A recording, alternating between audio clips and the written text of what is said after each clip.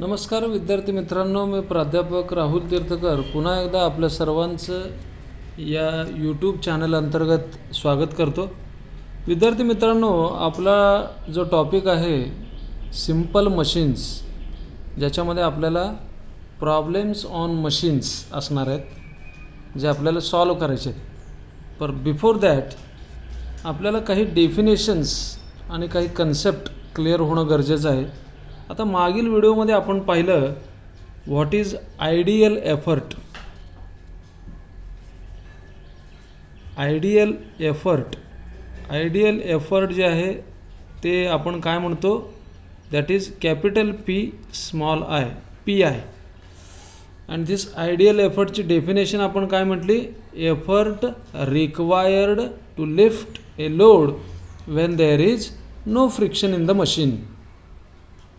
मशीनमध्ये फ्रिक्शन नसताना लोड उचलण्यासाठी लावलेला effort, that is ideal effort. आणि या आयडियल एफर्टची फॉर्म्युला जो आहे तो काय आहे म्हटलं आहे, P I is equal to W divided by velocity ratio. W म्हणजे load in newton, velocity ratio. त्याचप्रमाणे आपण मागील व्हिडिओ लेक्चरमध्ये हेही पाहिलं की आयडियल लोड ज्याला आपण म्हणतो W capital small I, W I. तर या आयडियल लोडची डेफिनेशन आपण काय बघितली, the load which can be lifted by an effort when there is no friction in the machine. मशीनमध्ये फ्रिक्शन नसताना एखाद्या नोन एफर्टनी आपण किती लोड उचलू शकतो, तो म्हणजे ideal load. Load which can be lifted by an effort when there is no friction in the machine. आणि डब्ल्यू आयचा फॉर्म्युला काय सांगितलं आहे, W I is equal to capital P into V R. P म्हणजे effort in newton, V R म्हणजे velocity ratio. तर हे एवढं सर्व सांगण्याची गरज काय, तर आपल्याला याच संदर्भात आणखी काही डेफिनेशन पाहिजे आहेत. ते म्हणजे effort lost in friction. Effort lost in friction.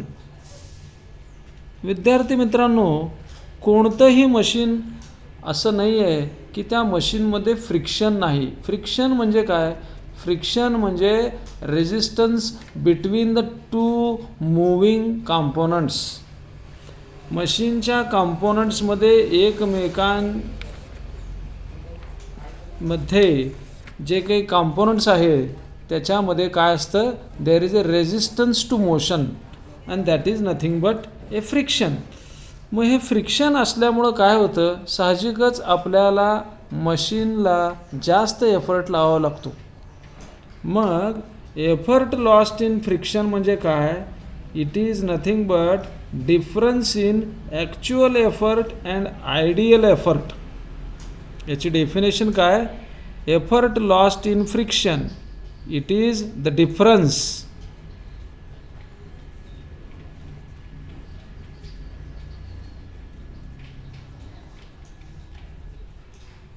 between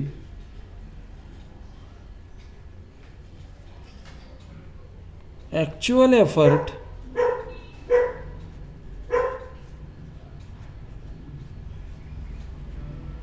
and ideal effort.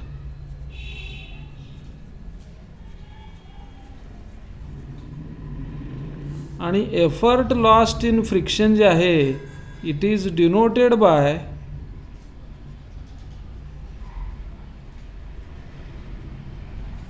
एफर्टसाठी आपण काय वापरतो, सिम्बॉल किंवा लेटर कॅपिटल पी. आता ते एफर्ट लॉस्ट इन फ्रिक्शन आहे त्यामुळे आपण पी एफ म्हणणार याला, P small F, P F. मग हे पी एफ जे आहे it is measured in Newton.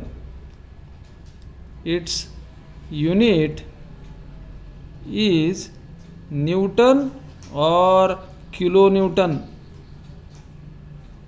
तर आपल्याला फॉर्म्युला काय लक्षात ठेवायचा विद्यार्थी मित्रांनो, effort lost in friction P F is equal to capital P म्हणजे actual effort minus ideal effort that is P I.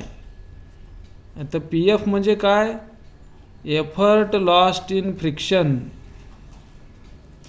Effort lost in friction. त्यानंतर पी म्हणजे काय, ॲक्च्युअल एफर्ट किंवा नुसताच एफर्ट. आणि पी आय म्हणजे काय, आयडियल एफर्ट. ह्या तीनही quantity effort lost in friction, actual effort आणि ideal effort these all are measured in newton और किलो न्यूटन. हे सर्वच न्यूटनमध्ये किंवा किलो न्यूटनमध्ये आपण मेजर करणार आहे. आता पुढची जी डेफिनेशन आहे that is nothing but load lost in friction. Load lost in friction.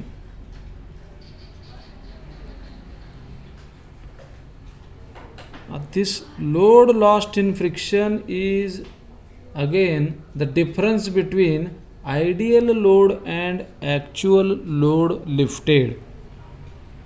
It is the difference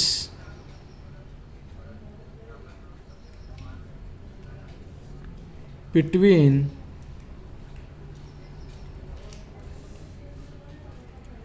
ideal load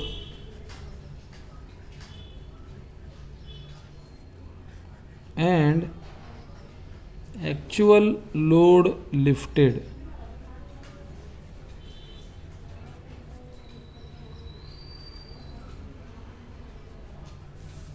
This load lost in friction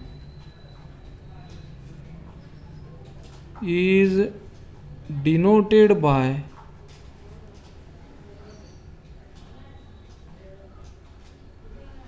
WF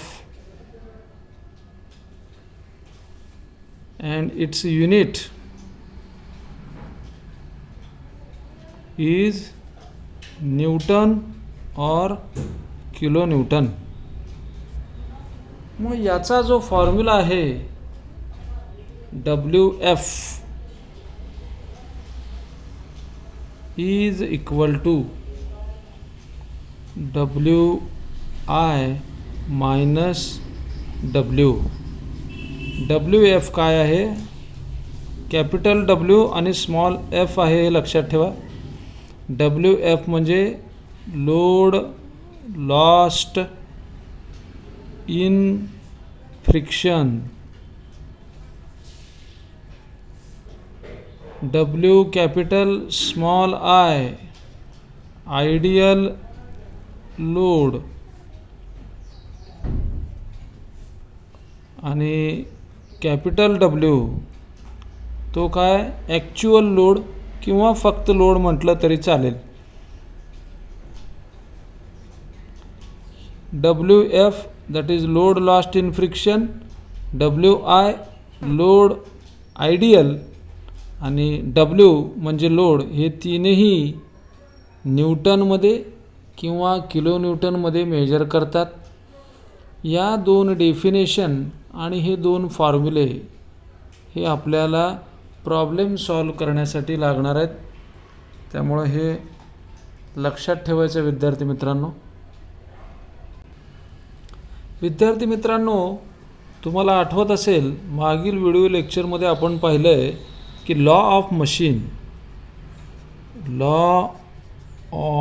machine काय आहे, तर capital P is equal to MW plus C. इथं M जो आहे that is slope,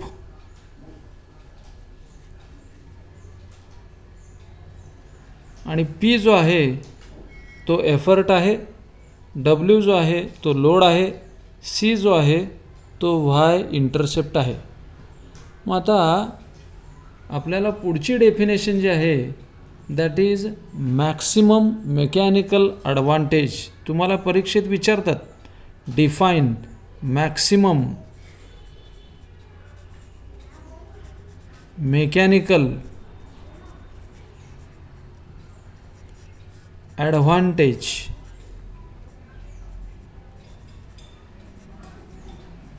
maximum mechanical ॲडव्हान्टेजला आपण काय लिहिणार आहे, max dot M capital A capital maximum M ए.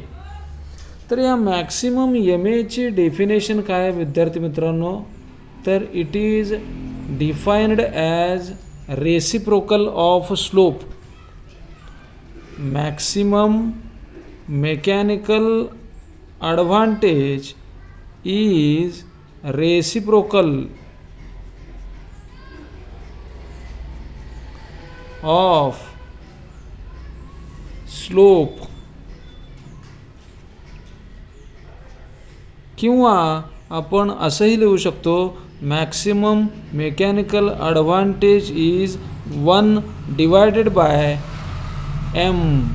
त्याचा फॉर्म्युला जो आहे तो असा आहे, maximum mechanical advantage is equal to 1 upon small M आहे. विद्यार्थी मित्रांनो हे लक्षात घ्या, एम म्हणजे काय, तर एम हे स्मॉल आहे आणि एम म्हणजे स्लोप. इथे तुम्हाला या एमची व्हॅल्यू जी आहे ती प्रॉब्लेममध्ये दिलेली असते. हा मूळतः P is equal to MW plus C हा लॉच तुम्हाला दिलेला असतो. प्रॉब्लेम सॉल्व करते वेळी तुम्हाला हे जास्ती लक्षात येईल. तुर्तास तुम्ही एवढंच लक्षात ठेवायचं आहे, maximum mechanical advantage is reciprocal of slope, आणि त्याचा फॉर्म्युला काय आहे, maximum M A is equal to 1 upon M, जिथं एम म्हणजे स्लोप आहे. मग कन्फ्युजन तुम्ही असं करून घ्यायचं नाही आहे विद्यार्थी मित्रांनो. यापूर्वी आपण एक फॉर्म्युला पाहिलेला आहे एम ए. एम ए म्हणजे मेकॅनिकल ॲडव्हान्टेज, आणि मेकॅनिकल ॲडव्हान्टेजचा फॉर्म्युला आपल्याला माहीत आहे, mechanical advantage is equal to load divided by effort. Load divided by effort म्हणजे काय, M A is equal to W divided by P. हे फक्त मेकॅनिकल ॲडव्हान्टेज आहे आणि इथं मॅक्सिमम मेकॅनिकल ॲडव्हान्टेज आहे. याचा फॉर्म्युला आणि या मॅक्सिमम मेकॅनिकल ॲडव्हान्टेज याचा फॉर्म्युला दोन्हीही फॉर्म्युले वेगवेगळे आहेत. त्यामुळं प्रॉब्लेम्समध्ये आपल्याला मेकॅनिकल ॲडव्हान्टेज विचारलं आहे का मॅक्सिमम मेकॅनिकल ॲडव्हान्टेज विचारलेलं आहे, हे आपण व्यवस्थित पाहायचं आहे. मेकॅनिकल ॲडव्हान्टेजचा फॉर्म्युला काय आहे, load divided by effort. Mechanical advantage is equal to capital W divided by capital P. आणि मॅक्सिमम मेकॅनिकल ॲडव्हान्टेज म्हणजे काय आहे, तर it is the reciprocal of slope किंवा maximum mechanical advantage is equal to 1 upon M. हे दोन्हीही फॉर्म्युले वेगवेगळे आहेत. इथं मी तुम्हाला हे नमूद करू इच्छितो. मग आता आपण इथं पाहिलं आहे की हे मेकॅनिकल ॲडव्हान्टेज मिळाल्यानंतर आपण इथं फॉर्म्युला पाहिला होता विद्यार्थी मित्रांनो, efficiency is equal to mechanical advantage divided by velocity ratio multiplied by 100. This is the efficiency of the machine. मग त्याचप्रमाणे इथं maximum mechanical advantage divided by velocity ratio multiplied by 100 असं जर केलं तर इथं मॅक्सिमम इफिशियन्सी येते. मग मॅक्सिमम इफिशियन्सीचं काय फॉर्म्युला आहे तेही पाहू आपण. Maximum efficiency of machine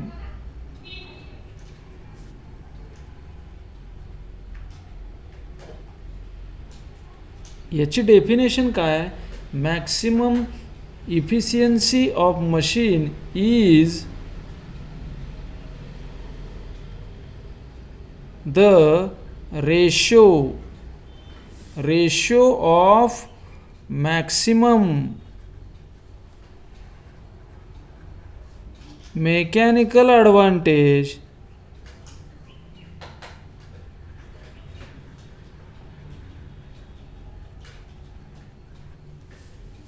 to the velocity ratio.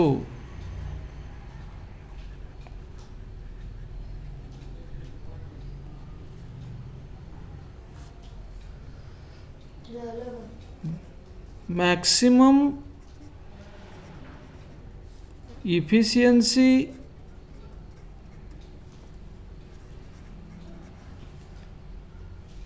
is denoted by max eta. It is also expressed in percentage. मग त्याचा फॉर्म्युला काय आहे? तर maximum efficiency is equal to maximum mechanical advantage divided by velocity ratio multiplied by 100. तर इथे हे maximum efficiency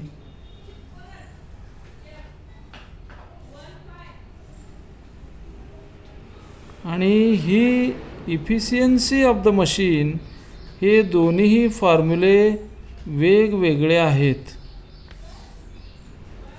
इथे efficiency of the machine विचारलेलं आहे. Efficiency of the machine is equal to mechanical advantage divided by velocity ratio multiplied by 100. ही efficiency पर्सेंटेजमध्ये measure करतात. इथं मॅक्सिमम इफिशियन्सी आहे. Maximum efficiency is equal to maximum mechanical advantage divided by velocity ratio multiplied by 100. ही efficiency देखील पर्सेंटेजमध्येच major करतात. पण इथं मॅक्सिमम मेकॅनिकल ॲडव्हांटेज असल्यामुळं ते मॅक्सिमम मेकॅनिकल ॲडव्हांटेज आपण कसं कॅल्क्युलेट करणार? Maximum mechanical advantage is equal to 1/m. तर हे फॉर्म्युले जे आहेत हे वेगवेगळे आहेत. हे आपल्याला लक्षात ठेवायचं आहे जेणेकरून आपण प्रॉब्लेम सॉल्व करताना चुकणार नाही किंवा आपली गफलत होणार नाही. तर विद्यार्थी मित्रांनो, इथं या डेफिनेशन्सचं खूप महत्त्व आहे आणि हे फॉर्म्युले आपल्या लक्षात राहणं खूप गरजेचं आहे. आता शेवटच्या ज्या 2 डेफिनेशन्स राहिलेल्या आहेत त्या आपण पाहूत. That is reversible machine.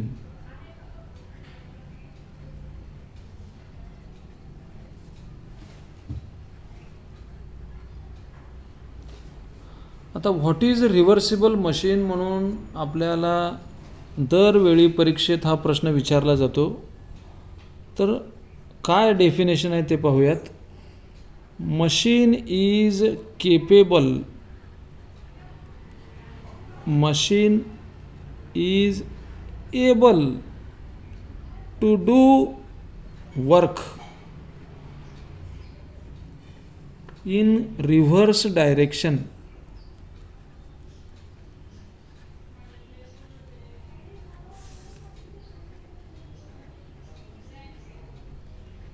when effort is removed.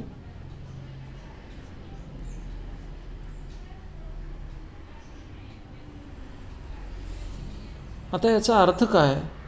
Machine is able to do work in reverse direction when effort is removed. विद्यार्थी मित्रांनो, आपण मशीन कशासाठी वापरणार आहे? लोड उचलण्यासाठी. म्हणजेच काय? लोड उचलण्यासाठी आपण काहीतरी एफर्ट लावणार. एफर्ट लावल्यानंतर लोड हा वर उचलला जातो.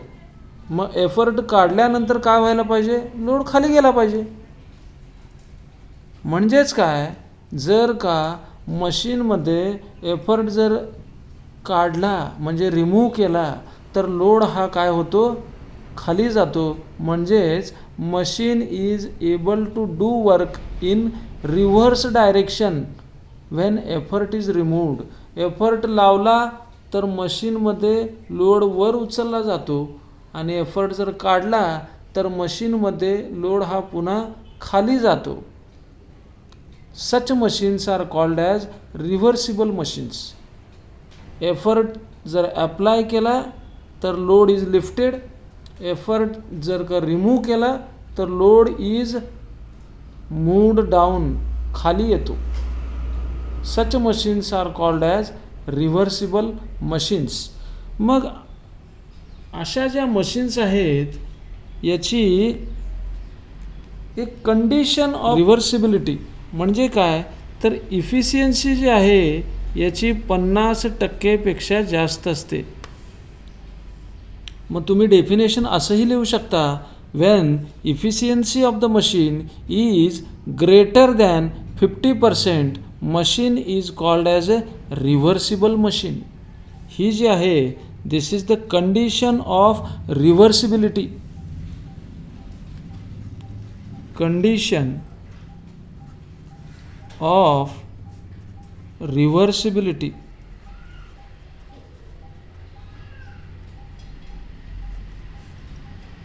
काय आहे ती condition of reversibility? Efficiency is greater than 50%. This is the condition of reversibility. मग अशा मशीनचं एक्झाम्पल तुम्हाला सांगता येईल का? एक्झाम्पल आहे सिम्पल ॲक्सल अँड व्हील किंवा सिम्पल व्हील अँड ॲक्सल. आणखी काय एक्झाम्पल देता येईल? Differential axle and wheel.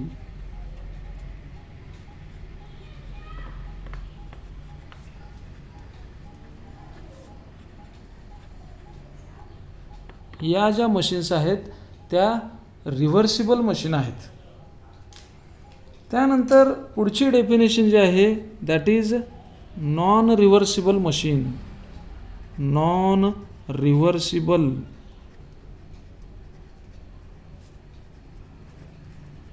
म्हणणार आहे इररिव्हर्सिबल.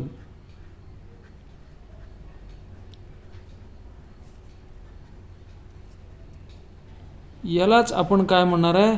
Self locking.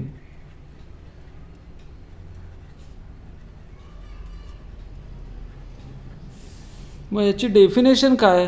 Machine is not able to do work in reverse direction. Machine is not able to do work in reverse direction when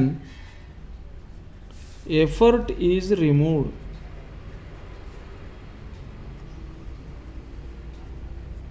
म्हणजे काय? मशीनमध्ये effort जर का रिमूव्ह केला तर पुन्हा लोड खाली जात नाही.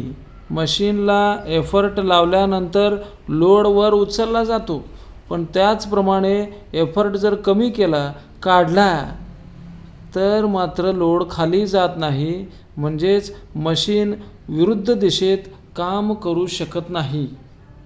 अशा मशीन्सना आपण काय म्हणतो? Irreversible machine, non reversible machine, self locking machine.